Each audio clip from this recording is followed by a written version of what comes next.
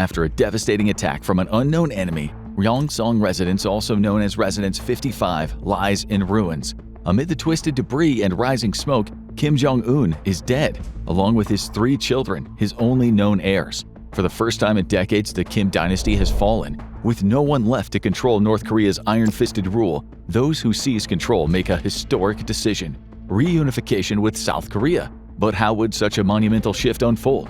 Would it usher in a long-awaited peace or plunge the Korean peninsula into chaos? We'll explain everything on today's episode of The Infographic Show. What would happen if North and South Korea reunited? First hour.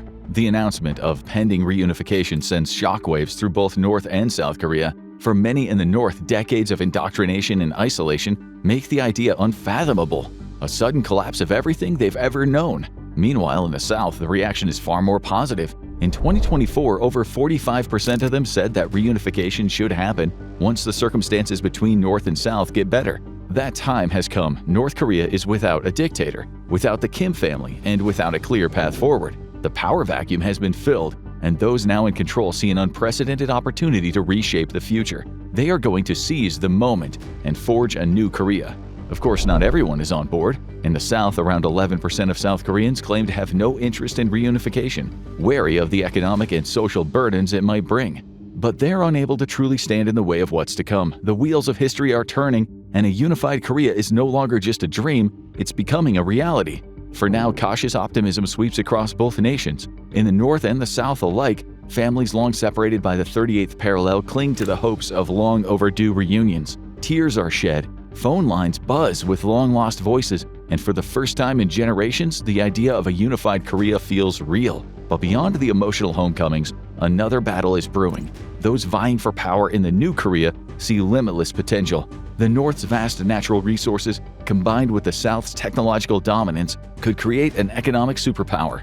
However, all of that will have to wait for a while. There's an important part of the separation of North and South that needs to be dismantled first: the Demilitarized Zone, or DMZ.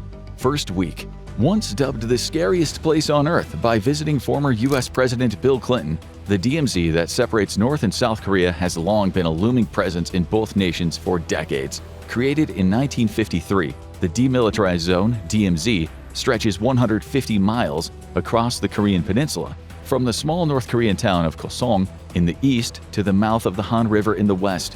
The heavily fortified strip of land has long served as the dividing line between two worlds, cutting across both North and South Korea. At its heart lies Panmunjom, the so-called Truce Village, a place where for decades leaders from both sides have met in fragile attempts at diplomacy, engaging in tense negotiations and historic peace talks. The DMZ has always served as a buffer. Now it needs to be dismantled. This isn't a simple operation on either side of the border. Much like the collapse of the Berlin Wall represented the fall of the Soviet Union, the destruction of the Korean DMZ will be the first step to creating a new unified Korea. For decades, both North and South waged a strange, petty war across the DMZ. One fought not with bullets, but with balloons. North Korea in particular launched thousands of them, each carrying a nasty surprise: manure, cigarette butts, and assorted garbage, intended to litter and demoralize the South. But many never made it past the DMZ, scattering their disgusting payload across their own territory instead. South Korea wasn't innocent in this balloon battle. Their payloads were far more subversive. They sent balloons loaded with leaflets, USB sticks, and SD cards, all filled with K-pop, K-dramas, and messages of defiance aimed at undermining the now collapsed Kim regime. Again, many of these balloons and their contents lie in tatters across the DMZ, so the DMZ just needs a little cleanup operation, right? Unfortunately, not. There's a reason why Clinton denounced the Korean DMZ as being terrifying. It is an absolute hellscape. All 150-plus miles of the DMZ is littered with mines and barbed wire fence, with both making it incredibly difficult to cross.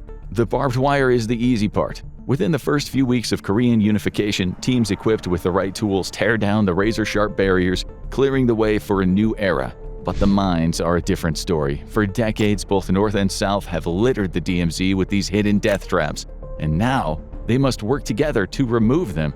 Military officials from both sides exchange records revealing the locations of their deadly stockpiles so that specialized teams can begin the slow, delicate work of disarming and disposing of the mines. But neither side has a complete record. Accidents happen. Soldiers, demining experts, and even overeager citizens eager to reclaim the land sometimes stray too far. One wrong step and it's a messy mistake. More soldiers are stationed at key checkpoints on either side of the DMZ, ensuring that only authorized cleanup crews are allowed through. The work is slow and dangerous and exhausting, but the people of both Koreas are willing to wait. After about a month, the first safe passages are cleared. Narrow corridors where citizens can finally move between the two sides. The full demining effort will take months, maybe years. But these initial openings mark something far more important than just safe travel routes. They set the stage for something that North and South Korean families have waited decades for: the reunification of broken families. First month. Before Kim Jong-un's death, there were some attempts at reuniting families between North and South Korea, but they were far from ideal. Through South Korea's unification ministry, families could register for a chance to see their long-lost relatives in the North. The meetings took place at Mount Kumgang, a 12-story facility with 200 guest rooms and a large event hall, which sounds great except it was barely ever used. The last official reunions happened in 2018, and even then, they weren't exactly heartwarming affairs. Elderly relatives from both sides were just given a few hours together before they were forced to part ways again, possibly forever. And to make things worse, North Korea soon threatened to tear the place down. By February 2025, they actually started doing it. By that point, over 130,000 South Koreans had signed up with the unification ministry, hoping for a chance to reconnect with long-lost family members. But as of December 2024, only around 37,000 were still alive. For most, that long-awaited reunion never came. However, Kim Jong-un's death changes everything. As soon as safe pathways are cleared through the DMZ, families on both sides rush to register for long-awaited reunions. But this isn't a free-for-all. Authorities carefully manage the process, ensuring no one simply streams across the border while dangerous sections of the DMZ are still being cleared. Still, the old limited reunification format is gone. About a month into Korean reunification, families begin traveling to see their loved ones for the first time in decades. The scenes are emotional and jubilant, with spontaneous parties breaking out as relatives finally embrace, no longer separated by a border. For now, temporary leadership keeps some registration processes in place, but only until the DMZ is fully dismantled. In time, the paperwork will disappear, and with it the idea of divided North and South Korean families. There will simply be families with the freedom to travel wherever they want in their new country to see their loved ones. While the mood on the ground becomes more celebratory by the day as more and more families reunite, there's a conflict in the upper echelons. The collapse of the Kim dictatorship means that North Korea's leadership structure has to merge with the democratic structure in South Korea. Second month. Political wrangling has been the hallmark of the first 2 months of the Korean reunification. Politicians on both sides of the former border are locked in constant debate, not just about how to form a fair government for all Koreans, but also, more importantly to them, how to keep their own jobs. With two vastly different political systems colliding, North and South Korean officials argue over representation, policies, and power sharing, each side fighting to protect their own interests. Some genuinely want a smooth transition, while others are more concerned with securing their careers in the new Korea. For the political elite, reunification isn't just about uniting a country, it's about making sure they are still in charge when the dust settles. With Kim's dynastic regime in tatters, the old way of doing things in North Korea is being questioned.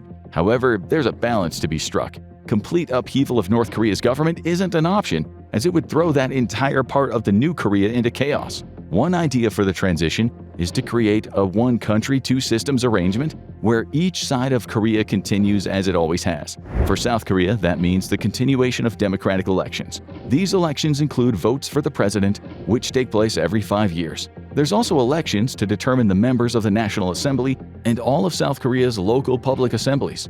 None of these mechanisms exist in North Korea thanks to the Kim family's dictatorship. The people still vote. However, they've always done it knowing that every candidate was chosen by their dear leader, meaning they never truly had a choice at all. For the time being, North Korea maintains its existing structure, with South Korea's president acting as the temporary leader of the country. However, this system can't stay in place for too long. North Korea's 26 million people will want to achieve parity across the board with their South Korean counterparts, both in terms of the economic opportunities presented to them and the ability to finally vote for their own leaders.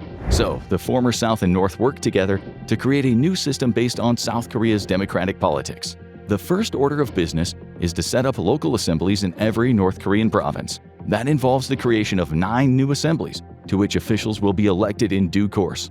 The National Assembly will also need a complete overhaul. Before reunification, South Korea's assembly had 300 elected members, 253 from local constituencies, and 47 through proportional representation. But across the border, North Korea's Supreme People's Assembly was more than twice the size, with 687 seats controlled by the Fatherland Front. Despite having only half the population of South Korea, North Korea's assembly was bloated, structured more for rubber-stamping leadership decisions than actual governance. Now, with the two governments merging, leaders must figure out how to balance representation without creating a chaotic, overcrowded parliament or alienating half of the country. One thing is certain, the old systems won't work in a unified Korea. After long negotiations, a new Korea creates a national assembly with 600 seats. All politicians from the South maintain their roles, while those in the North face elections designed to cull their numbers to 300. The first elections in a unified Korea are unlike anything North Koreans have ever experienced. To ensure a smooth transition, voting is initially limited to former North Korean citizens, giving them a chance to learn and engage in a true democratic process. As the country stabilizes, nationwide elections will follow, allowing all Koreans to cast their votes. New parties begin to emerge, including coalitions between South and North Korean politicians who believe they can offer a more unified approach to leadership. For the first time in decades, North Koreans aren't just being told who their leaders are. They get to choose.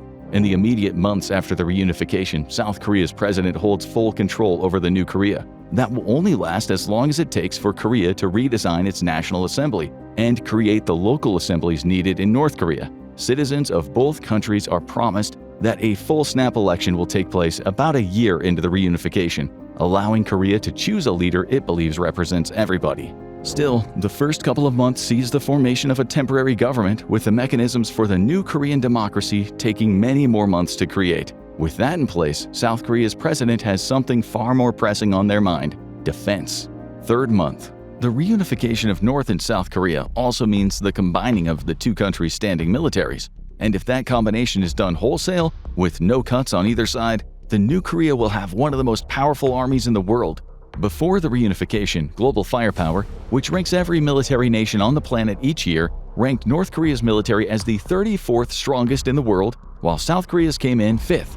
By the third month of reunification, they have been combined into one. North Korea's biggest contributions come on the manpower front. Its military has 1.3 million active personnel and 560,000 reserves. These are added to South Korea's 600,000 active personnel and massive 3.1 million it has in reserve. The result is a military force of 1.8 million active soldiers and 3.7 million in reserve, making it one of the largest standing armies in the world based on numbers alone.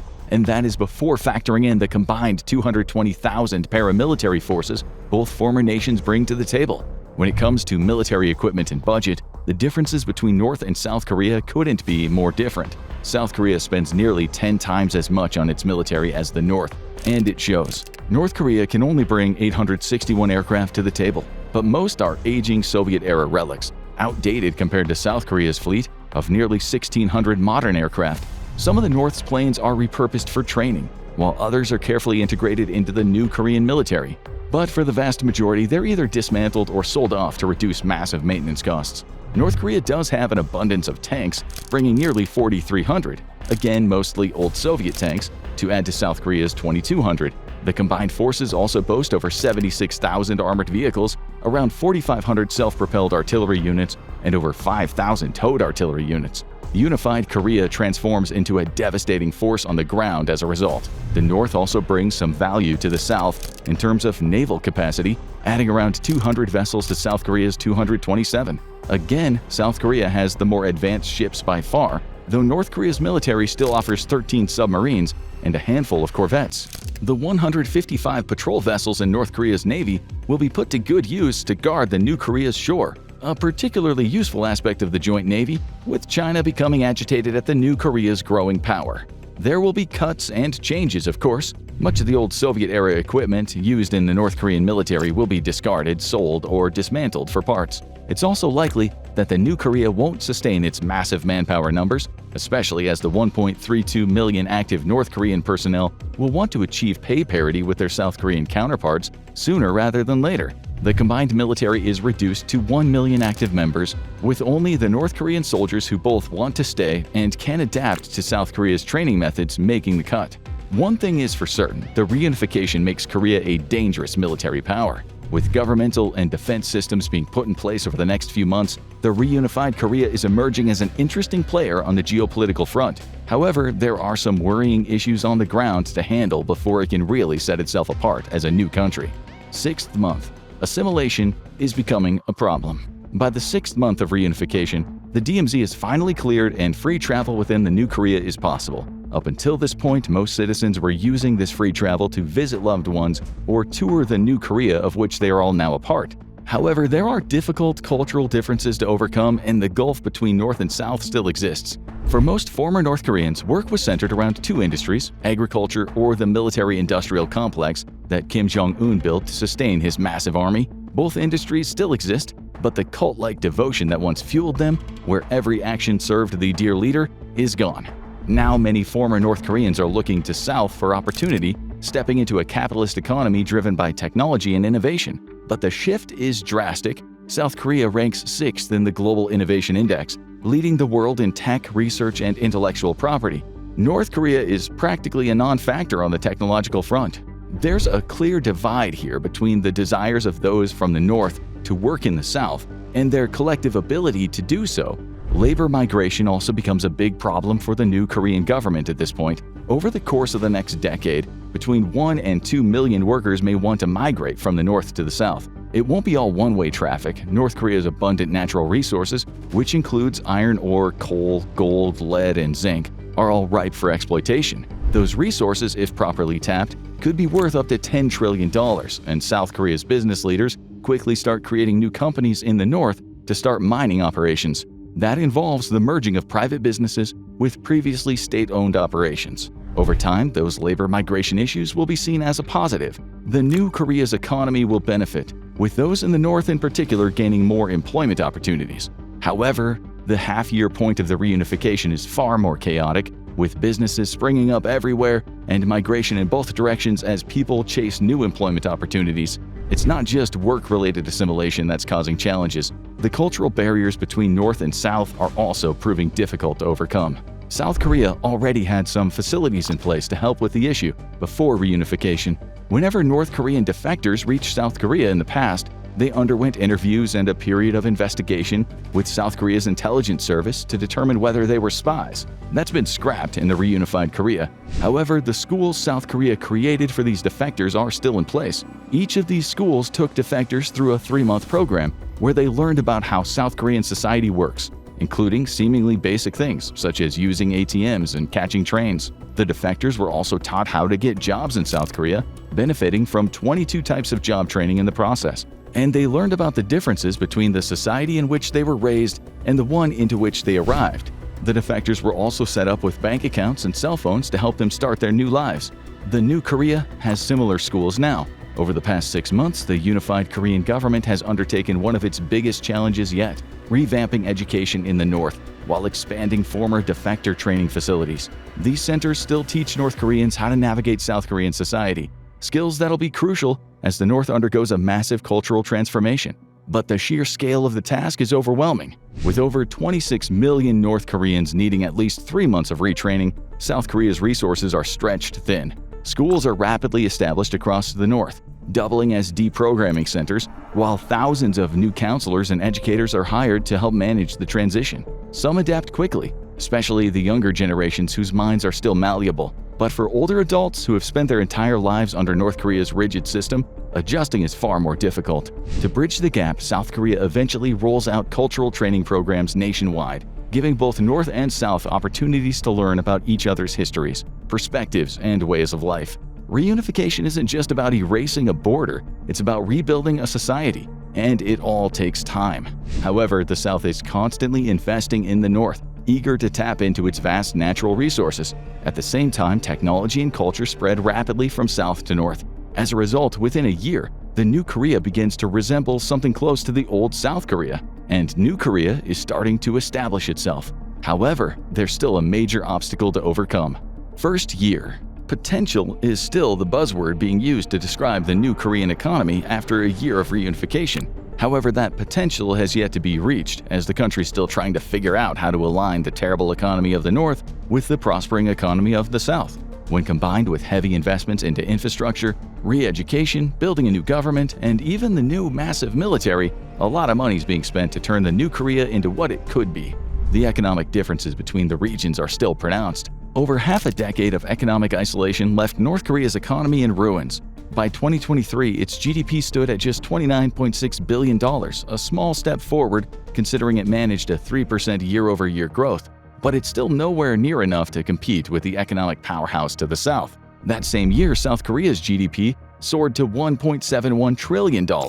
That is dollars, not won, meaning the South Korea's economy was nearly 58 times larger than the North's, highlighting a staggering economic divide that the new unified Korea must overcome.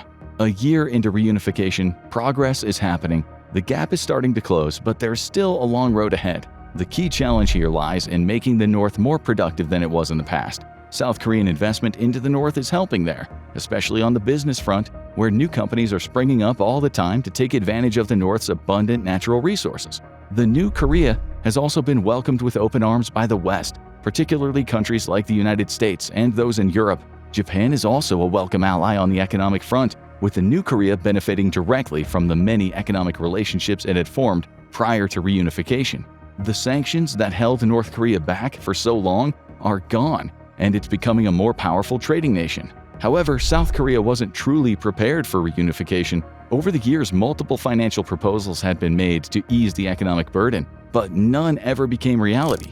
In 2011, some South Korean lawmakers proposed a reunification tax, which would have required businesses to pay 0.05% of their corporation tax, individuals and businesses to contribute 2% of their income tax. Citizens would also have to pay an extra 5% on inheritance and gifts. It never happened. Neither did the 2017 proposal by Inha University professor Shepard Iverson, who suggested a $175 billion reunification fund to finance the process.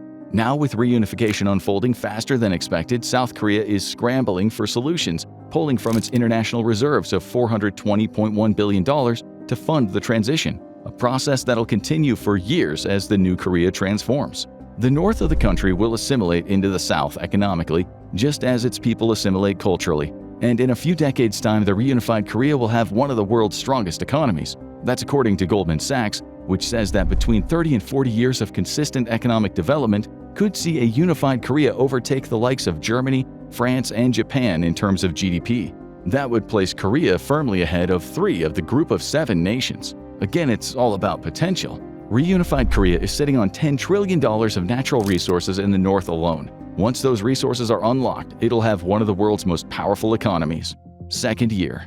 The reunified Korea is transforming into a more powerful country by the month. There's still a lot of work to do. It'll be several decades before the country's economy reaches its potential, though the new Korea is buoyed by the former South Korea being such an economic powerhouse. Education programs are in place, with most adult North Koreans having been acclimated to the South Korean way of life. Youngsters are being taught from the same curriculum across the country, and the snap elections have taken place. There's now a defined system of government and a new president, with all local assemblies up and running. More tweaks to that system will likely come in the following years, with a reduction in the size of the National Assembly most likely. But what's in place is doing the job for now. There have been some challenges. A series of shady business dealings by South Korean companies saw several former North Koreans cheated out of their land, property rich in valuable natural resources. In response, new safeguards are being put into place to prevent exploitation. Every sale of formerly North Korean land now requires detailed surveys and strict oversight, ensuring that the sellers fully understand what they own and what they're selling. The goal is clear: fairness and transparency in building a new unified Korea. There have also been adjustments to the Korean military. It now numbers around 1 million active service members. The new Korea has also adopted the South's 2-year mandatory military service period across the country, doing away with the 10 years required in North Korea. Pathways into employment in the South have also been built up, aiding assimilation further, while the new wave of businesses springing up in the North are also providing regular employment to those who stay in that region of Korea. The North's agricultural sector is also starting to boom. In the past, North Korea suffered from regular droughts caused by a combination of natural disasters and the unsophisticated farming technology used in the country. With South Korean farming methods now in place, North Korea's agricultural lands are being used far more efficiently, and with that, famine is no longer a threat. For the first time in decades, thousands of North Koreans are no longer dying from the avoidable food shortages. Reunified Korea is still evolving. However, societal problems still exist. Depression runs rampant in the new Korea. This was a problem before reunification, especially in South Korea. That depression often carried over to the North Korean defectors, some of whom even returned home in the past because of the difficulties associated with assimilation. Hiccups in building the new Korea's assimilation process over the last couple years haven't aided matters, and action plans are being proposed to tackle a nationwide depression problem. However, there may be bigger problems on the horizon for a reunified Korea. China isn't happy. Third year. As reunified Korea grows more powerful, it starts to upset the global geopolitical balance. However, it's China that's the most worried. Beijing was already dealing with an extensive U.S. military presence in South Korea, which was home to over 26,000 troops and more than 70 American bases. The new Korea, undergoing a metamorphosis into what is essentially a larger version of South Korea, upsets the East Asia balance against China even more. It's lost an ally, albeit an unpredictable one, in North Korea, and it's having to watch as reunified Korea opens up the North to more American military bases. That's without even mentioning the combination of North and South Korea's militaries. China's military is still larger. It has over 2 million active personnel and generally more equipment than a united Korea, but this new country still presents a threat to its ambitions to become the main power broker in East Asia. Add South Korea's growing relationship with Japan into the mix, and China is rightfully worried. War isn't going to happen, at least not yet. Unified Korea's ties to the United States ensure that much. However, the new Korea faces amplified and veiled threats from China due to its destabilizing influence. As for the United States, it's buoyed by the opportunities that reunified Korea represents, both as a trading partner and in terms of expanding its own military presence in East Asia. Korea isn't being taken advantage of here. It's happy to be home to more American bases, at least because that allows it to focus on making budgetary cuts where they're needed in its own military. In the years to come, unified Korea may become the top power in East Asia thanks to these Western military ties and its constantly growing economy. But something crazy is on the horizon. 10th year. The unexpected consequence of Korea reunifying was that China no longer burdened itself with providing economic and military aid to North Korea. That left more money for China to spend on its own military, and it's spent the last decade growing ever more powerful. Now is the time to strike. With unified Korea still not hitting its economic peak, China's stronger military attacks. Beijing's simple goal is to take out the emerging influencer in East Asia, reestablishing itself as the dominant force once more. What do you think would be the biggest challenge in a unified Korea? Economic struggles, cultural differences, or something else entirely? And do you think reunification could realistically happen in our lifetime? Let us know your thoughts in the comments. Now go check out what would happen if Russia and NATO went to war day by day, or click on this video instead.